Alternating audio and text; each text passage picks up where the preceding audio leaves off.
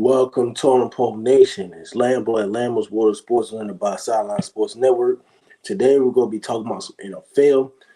It's an early, bright morning. You know what I'm saying? So the trade deadlines, or not trade deadline, excuse me. You have the signing deadline of contract extensions that were past time as of 4 p.m. yesterday, and there's a lot of running backs that did not get signed to long-term deals, which we'll be talking about in Lambo's World Sports, and we'll be talking about Eric Bieniemy, how his impacting first year in Washington will be, since he's been named new offensive coordinator after he left the Kansas City Chiefs after they won the Super Bowl. And we'll also talk about the DeAndre Hopkins signing as well. So there's a lot of stuff we can cover in the NFL today. But the first thing I'm going to get into it is Eric Bieniemy in Washington. So Eric Bieniemy has been a long time assistant under Andy Reid, probably for a very, very while. He won 2 Super Bowls with Patrick Mahomes, and then all of a sudden he's been there for about 10 years. And then it was time to go. It was time to get a new sense of direction. And he was hired under Ron Rivera as the new offensive coordinator after Washington, I think, this past season fired their previous offensive coordinator, Scott Turner. So the question is, how are Eric Bieniemy doing in Washington? Is Pat Mahomes talking about, Eric Bieniemy in a positive way, saying that it's going to be different and that he was a voice in the locker room his entire career, and then he's not going to lose that voice. So he's excited for Eric Bieniemy and the new start of Washington because, he was very smart.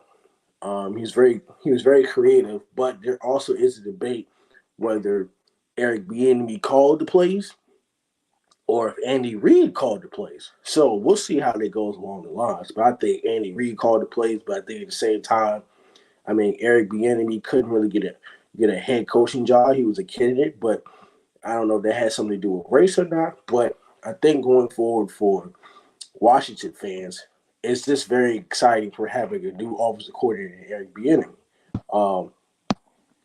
He's been in the organization for 10 years. Calling plays in Washington will be a little bit different. And at the same time, Washington does not have the weapons that Kansas City has. Okay, you have Terry McLaurin, all that stuff. But then here's the problem in the situation for Eric Bieniemy. You have to, change the experience. You know what I'm saying? You have to change the mindset in Washington. You have quarterbacks in Sam Howell, who was drafted from UNC, and you have Jacoby Brissett, who's been a long-time veteran who has started everywhere. He started with the Patriots, the Colts, the Cleveland Browns. You have to, for Eric Bieniemy, you have to build a win-now offense in Washington. Like I said in my previous episode, you have Ron Rivera, who's in his 4th year, that could possibly be on the hot seat as far as head coaches goes. So while doing that, how do I feel Washington is going to be? Okay, Washington, I think, is at the bottom of the NFC East.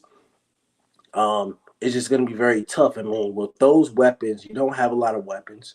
I'm not sure who your tight end is. So, in Eric Bieniemy, training camp does start today for most teams. So we'll see how training camp goes with Washington as well. And I think Eric Bieniemy will be somewhat successful. But as a whole team in Washington, it's going to take time. It's going to take chemistry. I think with Eric Bieniemy in the system, I think somewhat Washington is going to somewhat struggle the first few weeks as well throughout the season. So we're going to see how that goes. I think Eric Bieniemy will have a huge impact, if not this year, maybe sometime next year, of how good he really is with that system. But it's just that Washington, their quarterbacks is just not, it's just not there. So I'm not sure, what it is or what's going on with that. But as far as that, Eric Bieniemy, Washington, it's a good hire. But, at the same time, how successful will they be, without that? So That's it in the Airbnb one. We're going to talk about DeAndre Hopkins. So DeAndre Hopkins got signed to the Tennessee Titans. I think the deal was like 2 years, 45 mil, and I think it was 26 million guaranteed. Um, was I shocked about the Titans? Yes, because it was rumors that the Patriots was going to go after him, and for some odd reason, the Patriots fell short of signing DeAndre Hopkins. I'm not sure why, but I can tell you this scenario. He gave all the money to Jonnu Smith and some other receiver, and Jonnu Smith hasn't produced anything as far as the Patriots. So he gave all the money to tight ends are not doing anything. So could that be a Belichick thing? Yes. Very disappointed in that. How would Tennessee do with that with DeAndre Hopkins? You have Ryan Tannehill, you have Malik Willis. Ryan Tannehill will start this year. If not due to injury, Tennessee Titans passing game should be effective. I do see the Tennessee Titans throwing the ball more effectively with DeAndre Hopkins. As well, you have DeAndre Hopkins, you have Derrick Henry. You have two of the most primary guys on offense. I think DeAndre Hopkins is a good fit with Tennessee. I think Tennessee will be somewhat dangerous. I think Tennessee should win the division. They should win the AFC South. Easily, I wouldn't say easily because you have Jacksonville in there as well. I think for DeAndre Hopkins, this is a good stop. You have a defensive-minded head coach in Mike Vrabel. Mike Vrabel needs guys. He gambled on it. DeAndre Hopkins with the Tennessee Titans, great fit. I see the Tennessee Titans winning probably about 10, 11 games with DeAndre Hopkins. So I think, for the Tennessee Titans, it's going to be strong. It's going to be effective. And I think the signing, it makes sense due to the Patriots can't take advantage of signing anybody. So I think all the DeAndre Hopkins hype was just, piece of crap and piece of garbage. But there's a lot of haters as well. He has spoken out on Twitter about a lot of haters, people going to the Titans. But it's free agency, man. It is what it is. So, and I think he said some on Twitter or, Threads, which is like a new way of Twitter. He said something that inspired me. He said that people play video games, like people play 2K or Madden, or people, will play Madden based off a video game, and then all of a sudden they're sports experts. That's just not how it works. Just because you play Madden on video games don't mean you're a sports expert. Just because you play 2K don't mean you know everything about basketball. That's a different environment. All you haters, DeAndre Hopkins, that don't think he will be successful. I think DeAndre Hopkins will have a breakout season of 1,500 receiving yards. That's if the quarterback doesn't get hurt. But I have high hopes for the Tennessee Titans. And after missing the playoffs last year with Malik Willis, they will be making a playoff push. So DeAndre Hopkins with the Titans, it's a very, very, very good deal. Now, I'm talking about the running backs. I know I mentioned that Dallas is not extending Tony Pollard for the running back spot as well, but he's not the only one. So I think there was a controversy going on in the NFL that there's about 3 or 4 running backs that did not give long-term contract extensions, which I think it's crazy to me that all of those guys didn't get contract extensions. So they got no long-term deals for Saquon Barkley, no long-term deals for Tony Pollard, and no long-term for Josh Jacobs. Now, the Josh Jacobs one is very, very shocking because Josh Jacobs led the league in rushing last year, if I'm correct. I think last year on Totem Pole Podcast or Totem Pole Sports, I had Josh Jacobs one of the best running backs in the league. I mean, he didn't get a contract extension, so there was 3 running backs who received a franchise tag who had not reached a long-term deal as of 4 p.m. on Monday, and they will have to play on a 2023 franchise tag of $10.091 million. Pollard has already signed his tendered. Barkley and Jacobs, however, remained unsigned, and they both stayed away from their teams in the offseason. There's a possibility when they stay unsigned that both Saquon Barkley and Josh Jacobs cannot be fined for not attending training camp, which the veterans for both the Giants and Raiders will begin on July 25th. They're not expected to report to training camp. with the rest of the teams. The two unsigned stars will lose money only if they miss regular season games and forfeit game checks. Um, the player to most recently sit out a whole entire season was back in 2018 with the whole Le'Veon Bell situation, which he ruined his career. Because I think Le'Veon Bell could have been one of the best running backs in the league as well. But he left the Steelers to go to the Jets, and that didn't work out. Um, but the contract negotiation with the Giants didn't go well. During the bye week of last year, um, they made an offer, but they never seriously considered the offer. And then they talked about the offer after the season. At one point, like I said, the Giants offered to increase Saquon Barkley, where he can make $14 million per season. But sticking, the problem with that was the guaranteed money. So, and here's the problem with this: so they never got close to that deal. And also, the Giants, after they was making contract negotiations with Saquon Barkley, they signed Daniel Jones to the new league year, and it instantly used the franchise tag on Barkley. Um, the Giants took the last offer on the table, according to General Manager Joe Sheen, and they didn't, seriously pick it up until recently. And there's a lot of things, on Twitter coming out, like Christian McCaffrey, Derrick Henry, Saquon Barkley speaking on it. And I think the game is being disrespected. I think because, the running back position in football is very, very, very, very important. And I think we're just disrespecting the game and thinking that running backs aren't important.